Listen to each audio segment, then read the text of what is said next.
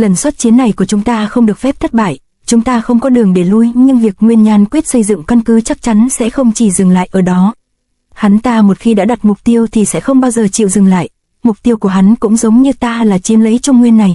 Cuộc chiến giữa ta và hắn lúc này là ai sẽ là người giành được thắng lợi cuối cùng. Hiện tại chúng ta đã xác định được đối thủ là Nguyên Nhan Quyết. Vậy bước tiếp theo môn chủ muốn chúng tôi phải làm gì? Bước tiếp theo tình hình chuyển biến phức tạp cộng với thương thế của bản thân lúc này làm cho tinh thần của Đường Thập Ngũ lúc này càng thêm nặng trĩu. Sau một lúc trầm ngâm, Đường Thập Ngũ lúc này mới lên tiếng.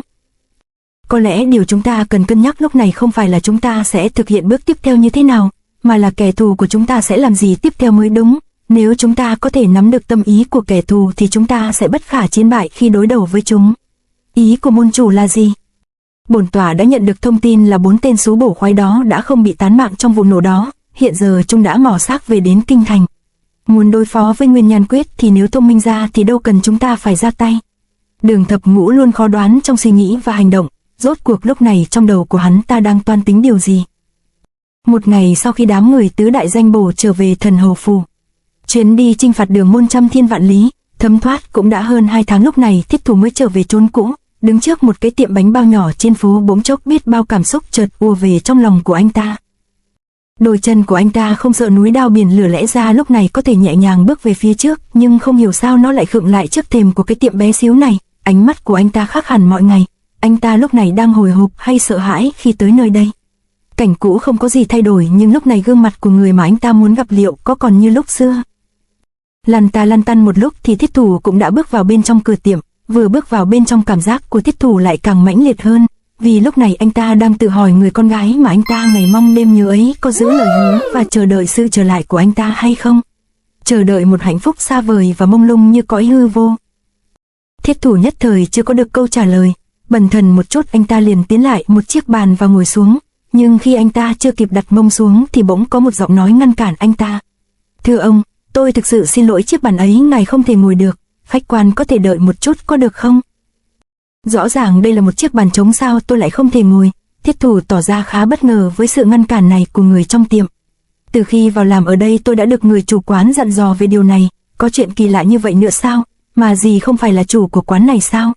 Ha ha, đại nhân xin đừng giễu cợt tôi nào có năng lực để mở một cái quán ở kinh thành cơ chứ.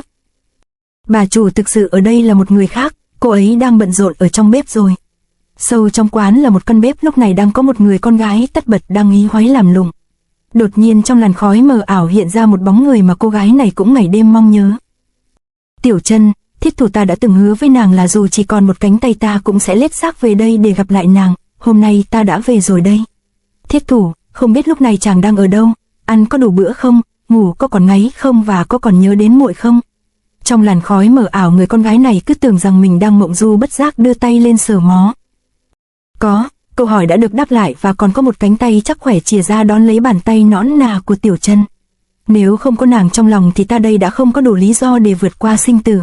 Nếu không vì lời hứa với nàng thì có lẽ cái tên Thiết Thủ đã bị xóa khỏi dương gian mà tan thấy đất thịt nơi đất khách quê người rồi. Tiểu Chân lúc này quá đỗi bất ngờ đến mức không tin những gì mình đang thấy là sự thật.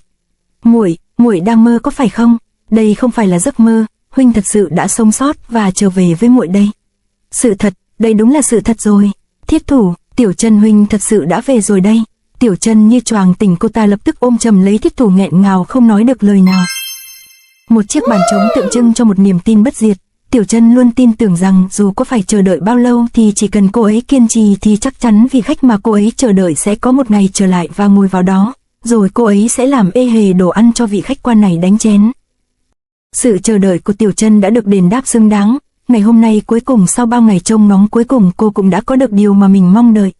Lúc này bên trong Thần Hầu Phủ, phía sâu bên trong hậu viên, lúc này Lãnh Huyết đang ngồi trầm tư một mình dưới gốc cây. Lúc này đây chỉ có ánh trăng chiếu rọi xuống anh ta như muốn chia sẻ và lấp đầy những tâm tư từ trong tận sâu thẳm tâm can. Tâm trí của Lãnh Huyết lúc này hoàn toàn trống rỗng. Anh ta thực sự cảm thấy mơ hồ trước những sự việc đã diễn ra trong suốt những ngày cùng phạt đường nghĩa sư chinh chiến nơi đất thục. Đang chìm đắm trong mông lung thì chợt có tiếng huyên náo xé toang bầu không khí tĩnh mịch. Xin hãy dừng bước, cô ta nhanh qua, hãy mau chặn cô ta lại đi. Lãnh Huyết ngẩng đầu lên nhìn ra thì đã thấy một người chạy nhanh tới, vừa chạy vừa buông lời sắt mỏng về phía anh ta. Lãnh Lăng Khí, ngươi là tên khốn vô tâm, ngươi thật đáng chết mà. Đã mấy tháng nay ngươi bỏ đi bụi khiến không ít người lo lắng, vậy mà giờ đây trở về lại không cho ai biết là sao?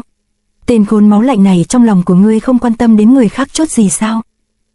Cái tát mà Mai Hồng lúc này vung ra chứa đầy sự tức giận, lo lắng xen lẫn vui mừng, nhưng ngay khi sắp chạm tới mặt của Lãnh Huyết thì cô ta lại dừng tay, bởi vì Mai Hồng lúc này chợt nhận ra một thứ.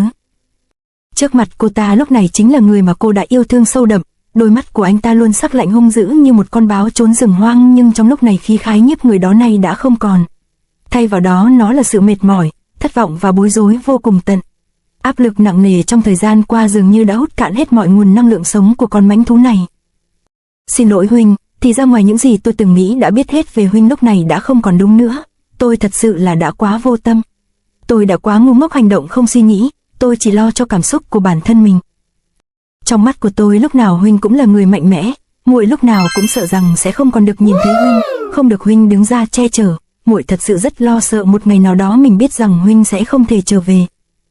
Mai Hồng tính tình ngang ngược nhưng không hề ngốc nghếch, cô ta chỉ nhìn thoáng qua thái độ thì đã thấy người đàn ông đang ngồi trước mặt cô đây đã phải chịu đựng rất nhiều sự dày vò vì chính nghĩa. Anh ta đã chịu quá nhiều sự tổn thương về cả thể chất lẫn tinh thần, anh ta đã quá mệt mỏi đến mức không thể phản kháng lại sự manh động của cô. Lòng tự tôn của một người đàn ông chính là nguồn năng lượng sống, để không cho cô phải nhìn thấy sự uể oải này mà Lãnh Huyết đã chọn cách tránh mặt Mai Hồng. Nhưng lúc này đây dù cô muốn tránh né cũng không được nữa rồi, vì người anh ta cũng rất mong nhớ đã tìm đến. Ngay lúc Lãnh Huyết chán nản và hoang mang nhất, anh ta đã có được sự an ủi của người mà mình yêu thương. Cái ôm thật chặt và những dòng lệ tuôn dài của Mai Hồng lúc này đã khơi dậy lại bản lĩnh và tinh thần chiến đấu đang vô cùng rệu rã. Như chợt bừng tỉnh, Lãnh Huyết lúc này thầm trách bản thân mình. Đúng vậy, ta đã chiến đấu để sống sót trở về, vậy thì tại sao ta lại mơ hồ về chính bản thân mình? Võ công của ta không bằng kẻ địch, thực lực của chúng ta lúc này không bằng đối thủ, nhưng như vậy thì đã làm sao? Có ai chiến thắng mà không từng chiến bại cơ chứ? Chỉ cần ta không đánh mất đi sinh mệnh và sự tự tin thì ta tin rằng sẽ đến lúc chúng ta sẽ chuyển bại thành thắng. Đến lúc đó ta sẽ bắt bọn chúng trả đủ cả vốn lẫn lời. Ôm chặt Mai Hồng, lúc này Lãnh Huyết đã biết mình phải trở lại, vì anh ta không chỉ là sống để bảo vệ công lý mà giờ đây còn là để bảo vệ người mình yêu thương. Trong khoảng không tĩnh mịch tưởng chừng như chỉ có hai người này, thật ra lại còn có một cặp mắt đang nhìn trộm bọn họ, người đó chính là Đại sư huynh Vô Tình. Đúng như những gì mà Thế Túc đã nói, sau cuộc viễn chinh phạt đường này chúng ta cần có thời gian để nghỉ ngơi, không những là chữa trị vết thương xác thịt mà điều quan trọng nhất đó chính là may vá lại những vết rách tinh thần. Trong hàng ngàn người ra đi trong cuộc chiến phạt đường, giờ đây chỉ còn lại 8 người trở về.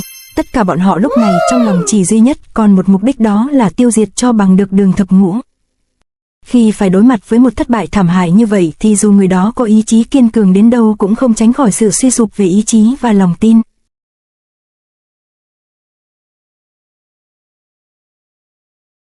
To be continued.